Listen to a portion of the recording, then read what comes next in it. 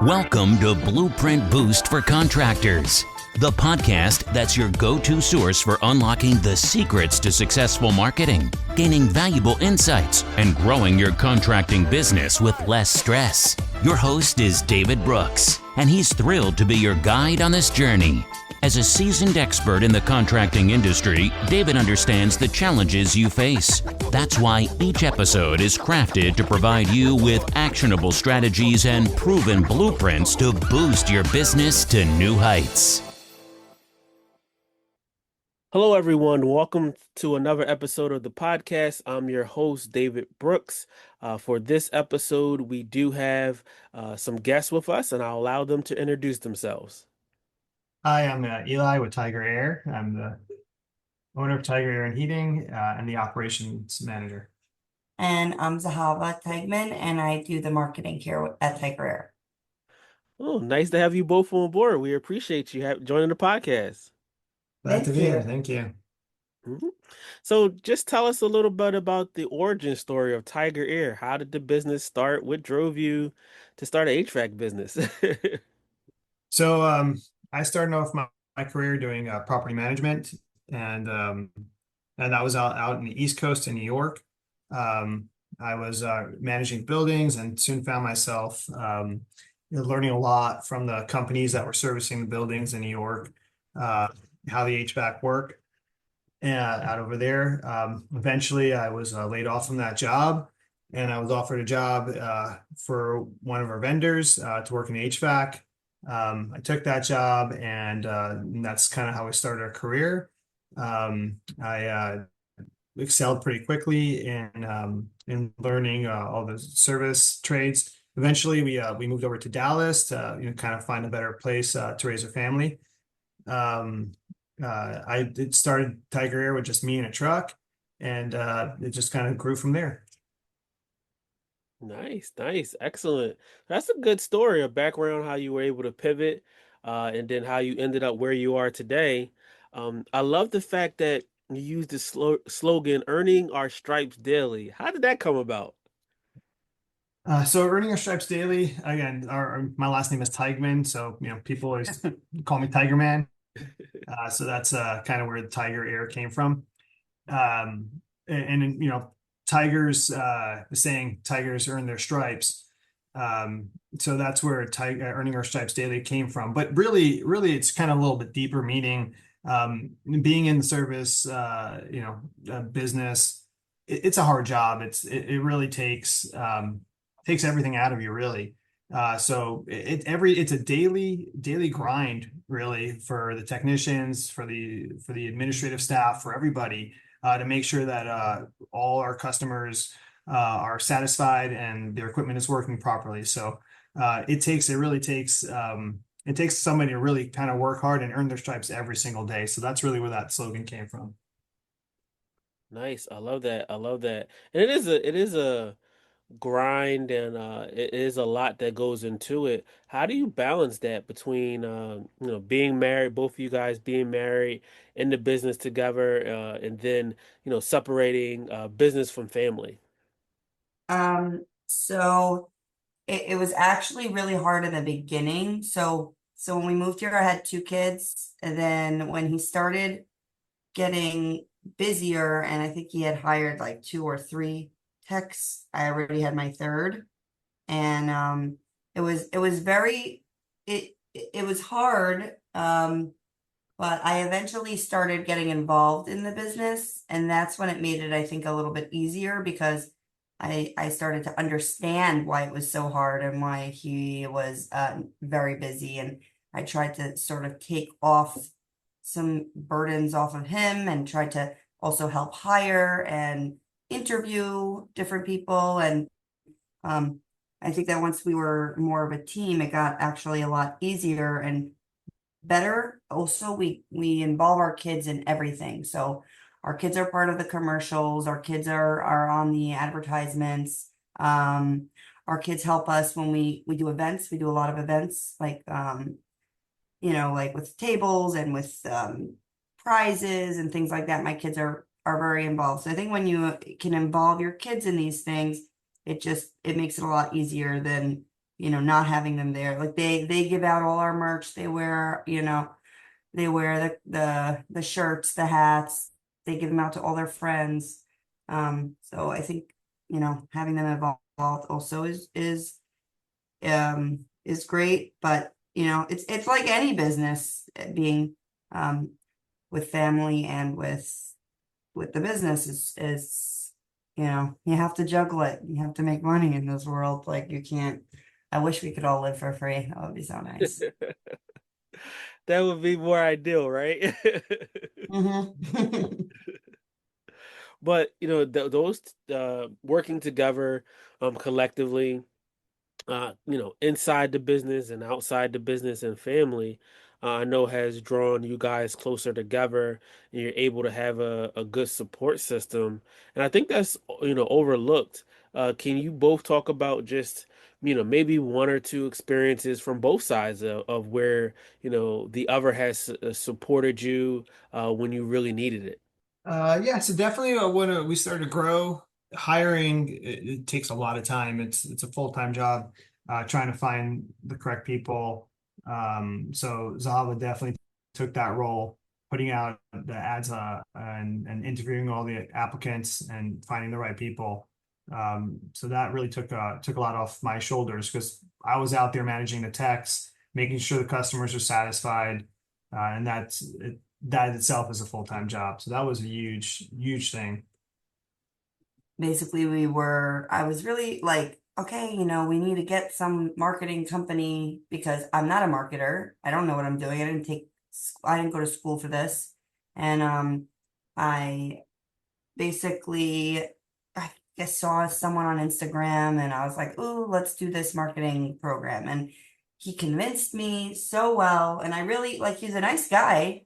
I just had no idea what I was signing up for. And thank God, before doing anything, I went to my husband and I was like, oh, this is what we're doing. And he was like, oh my God, like, no, whatever. He basically saved us from like losing our pants. So, and I had no idea like we would lose our pants, but we would have, because I was able to do it myself, with just a little bit of like YouTube learning for like a minute and figuring out that I can do this and I can be the one to call the bus company and be like, we want something on here. We want just different things, and signing up for the right online like the online platforms, just different things that I can do myself instead of like giving it to someone else who wouldn't do half as much as what I would be able to do.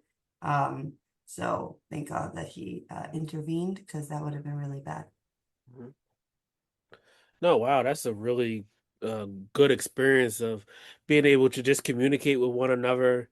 Um, Right, just like communication is huge. Like we have to make sure that we both are on the same page regarding a lot of stuff. Like we try to, point things off onto each other, but at the end, like if there's like a big decision that needs to be made, I can't just make it. I have to make sure to speak to him, and he also has to make sure to speak to me about different big things. Most big things for marketing is me, and I have the last say, but I need to still speak to him about it because he still has like a different way of thinking. And a lot of times I'll be like, oh, yeah, that's really true. I would never have thought like that, but he has such a different brain than me. So definitely, it's very hard because sometimes I'm very in the moment and I just do. And he is not like that at all. He thinks through things 600 times. That makes me crazy, but it's very important, especially running a business, because mistakes can cost a lot. And you have to really make sure that you don't make those mistakes. Mhm. Yeah, that's very valuable. Like, that simple communication can just be overlooked. And collectively being able to depend and trust on each other, both ways, on both sides of the fence, helps just keep the company going and making sure that you're on that same page. Mhm. Mhm. So when we talk about staff and the team that you're working with, how do you train your staff in the team to be able to live up to the promise of honesty and speed? So there's two kind of this. We have two departments. We have our technician department and our office staff. For the technicians, that's really a daily training in all areas, whether it's technical training or business etiquette training on how to run a proper service call. It's a daily training. So a lot of our techs, they'll come from the trade schools, and there's a huge gap between the trade school and real life experience.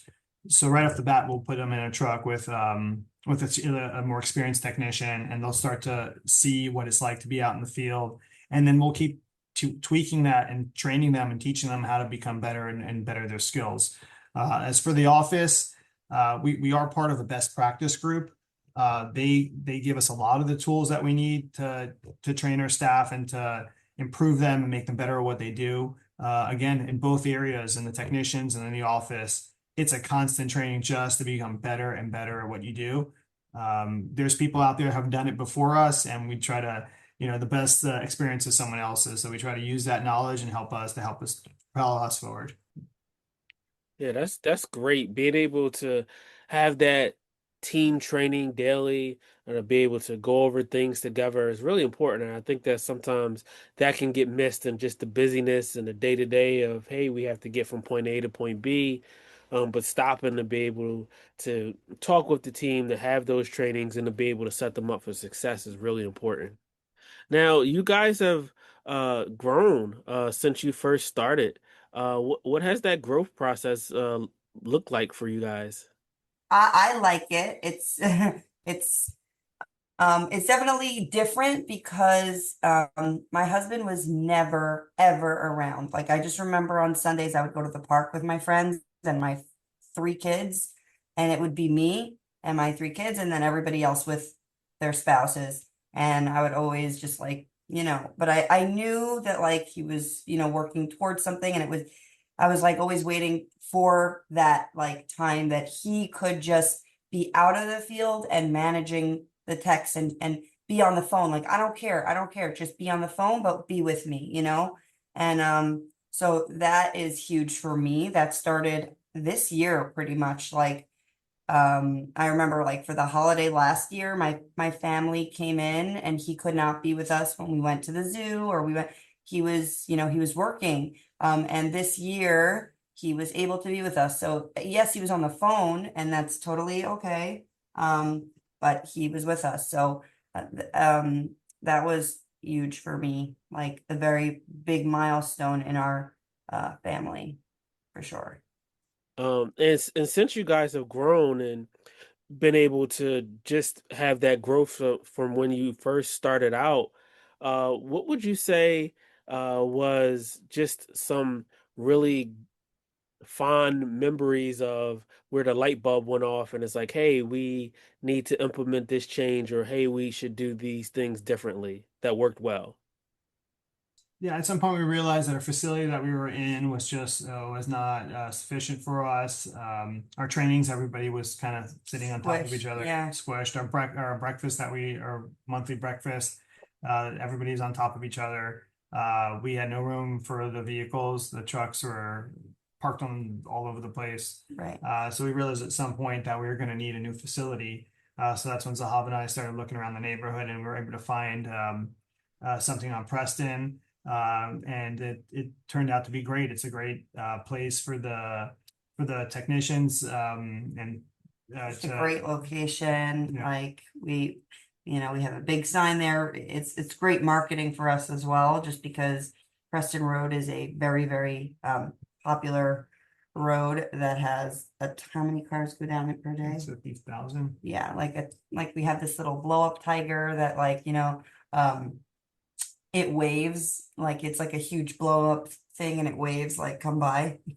But like no air conditioning companies really are on main roads and are visible to customers. So I think, just that visual and just in a marketing standpoint, I think that was like a very big good move for us. But yeah, I guess like that whole getting the building and everything and moving, that was very exciting. And that was something that like really helped us, I think, move, just because we were so stuck in this tiny little place.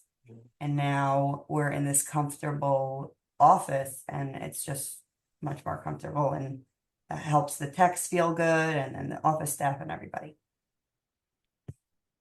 That's great that you were able to just get that more space that you needed for the comfortability of the team, and just sometimes the little things like like you can look at it and be like, wow, like we've really grown, now we just need more space, and it's nice to be able to see all the exciting changes take place, and you being able to reflect back and like, man, remember when we were in this tight little small area?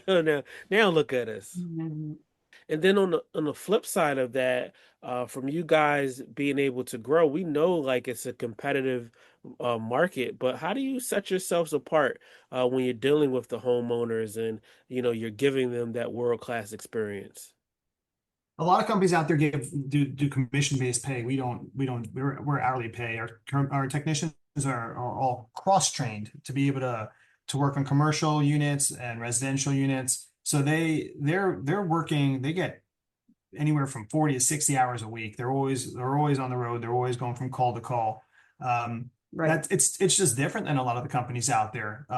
In Dallas, on the East Coast, it's not necessarily like this. I mean, you'll have kind of similar to the style that I operate at, where you have technicians are able to work on a commercial unit and able to work on a residential unit, but over here for some reason, they'll have companies that are just strictly residential, and those technicians are often commission based, and it's a whole different environment really for them, because if they don't sell, they don't get paid. So for us, our techs are really out there just To trying to work, yeah. just trying to fix the equipment for the customer. And not trying to sell, because if they don't sell, then they won't get paid, which is what a lot of companies do. Mhm. No. It typically works out a lot better.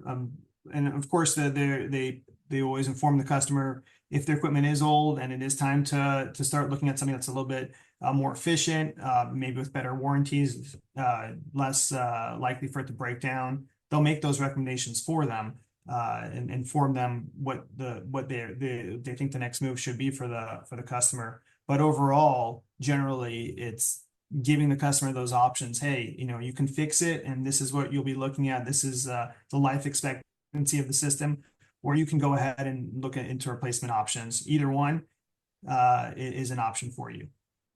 Yeah, I love that you have that model, and that the techs are able to keep busy and they don't have to worry about that aspect of it, and they know that the work is there. And I know that you guys support them, and you're being able to set yourself out in a crowded market.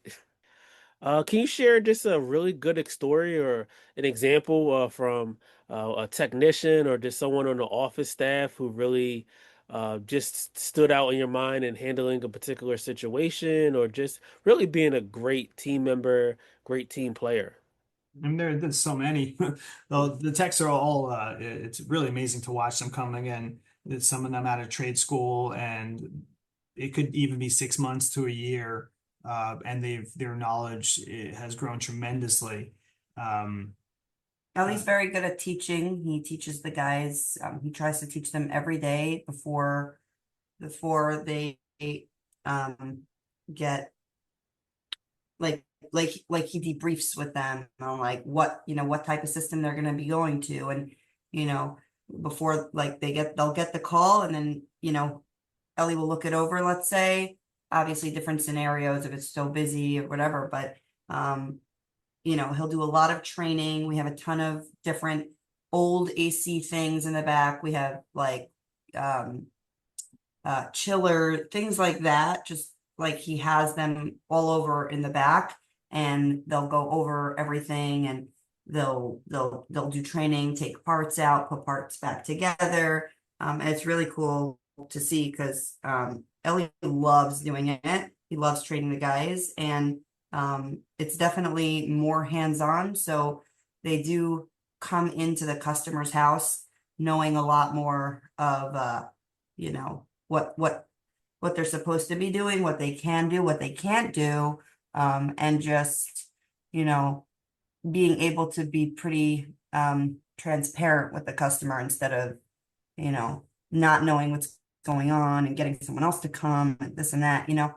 Um, so yeah, Ellie does a lot of training, which I think is huge for the techs.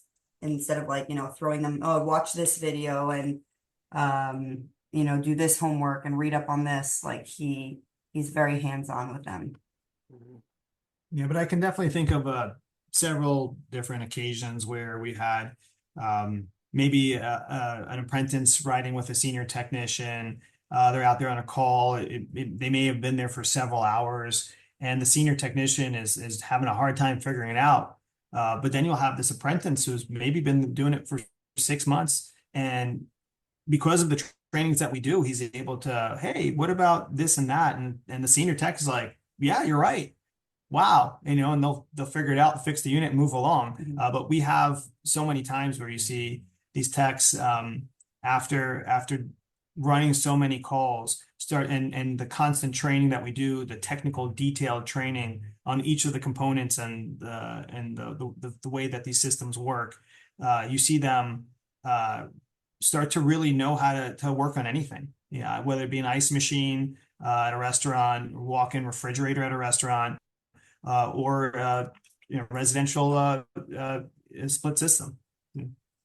I love the fact that you both seem really hands-on with the staff, with the team, being able to support them, give them the training that they need. And it's nice to be able to see that growth, right? You said, you know, that if they're coming out of school, they're able to get, you know, the support that they need, the guidance from a senior technician, and really just be set up for success to do a good job. And oftentimes, you know, sometimes the culture is not in place or the training is not in place. But it's nice to see it all just work together seamlessly, you know, all the way down from the culture to the training to the customer experience, to the website and the branding just being on par. So it's just a commendation to you both for working so hard and being able to do right from the homeowners down there. Thank you. Thank you so much. So what do you see in the next 5 years for the company? What are your plans? Our plans are continued growth. We'd love to see more and more techs come on board and more customers calling us up. We want to keep replicating what we're doing because we believe that we're doing The right thing. the right thing, and we're people that are interested in doing service and enjoy what they do. They enjoy HVAC, which is a very rewarding job. It's a really great feeling when you come across something that's broken and it's not working. And of course we've realized that we are the essential workers. I mean, HVAC today is, Yeah, we didn't go out at COVID. COVID, like this is you need air conditioning. yeah, refrigeration and air conditioning. It's a needed thing. And these guys are out there, they're fixing things, and it's a great feeling when you're able to achieve that. And of course, knowledge is really key over here, and they're learning tremendous knowledge, and they can really take that anywhere they go in life, and always be able to make a living. So we want to continue that for technicians, and then continue to offer honest services to our customers in a market, unfortunately, that's become overrun by I guess you can call it equity groups and people that are really don't know much about the service side, but really just the business end. So we wanted to keep continuing this model.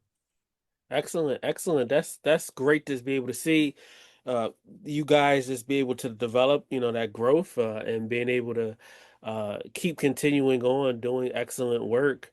It's really nice to see a husband and wife be able to work together collectively as a family and being able to, you know, have that family-owned business and being able to have things thrive on both sides. So again, commendation to you both. We're looking forward to seeing things evolve and take place in front of our eyes, and we want to be able to look back and say, "Wow, okay, you went from starting off in a building where the space wasn't big enough to now you have a new facility and the space is big enough, and we hope to talk to you again."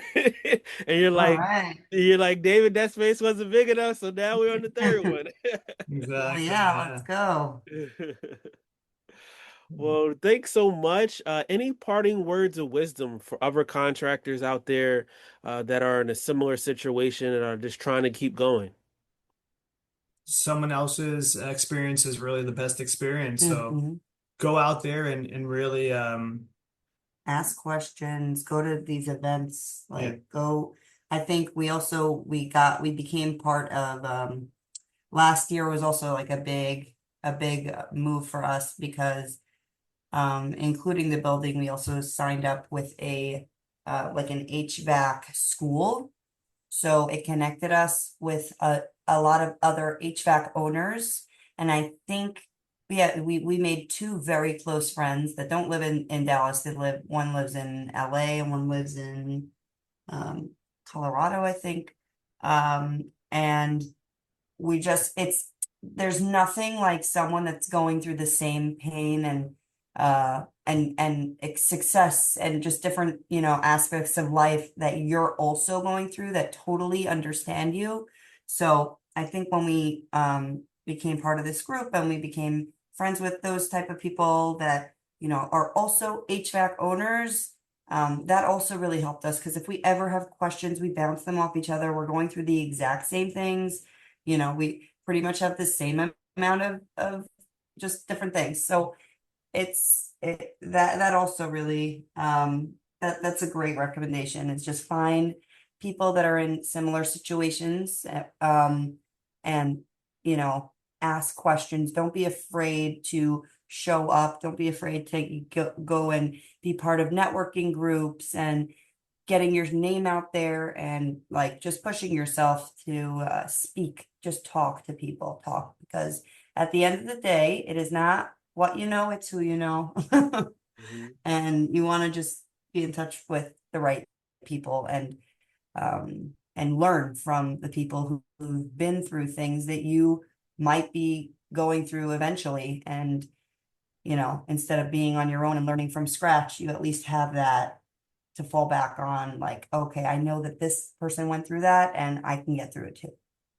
No, that's amazing that you're able to have that support, uh, with a community. And we always encourage others that, if you could, form alliances and form friendships and bonds with, other individuals inside of the space, that's all the more going to be beneficial and really helpful because you're going through similar situations, different circumstances, and it's always nice to be able to have people to bounce ideas off of, to just pick their brain, and to just feel supported, right? You're able to have that support, and you don't even have to have it limited to be, oh, they have to live right by us. They could be a couple states away and still provide that same value. Well, excellent. Well, thank you both. If people wanted to reach out to you guys, where can they find you at? they can find us at calltigerear.com, and they can also call us at 214-214 HVAC. Perfect. Excellent. Well, thank you both again. We look forward to having you back on the podcast. Awesome, David. Thank you so much. Thank you. No problem. Okay. Everyone, thanks so much for listening to this episode. Make sure you tune into the next one. Until next time. Thank you for tuning in to another episode of Blueprint Boost for Contractors. We hope you found today's insights and strategies valuable for your contracting business. If you enjoyed the episode, don't forget to hit that subscribe button and please leave us a review. Your feedback helps us bring content that truly matters.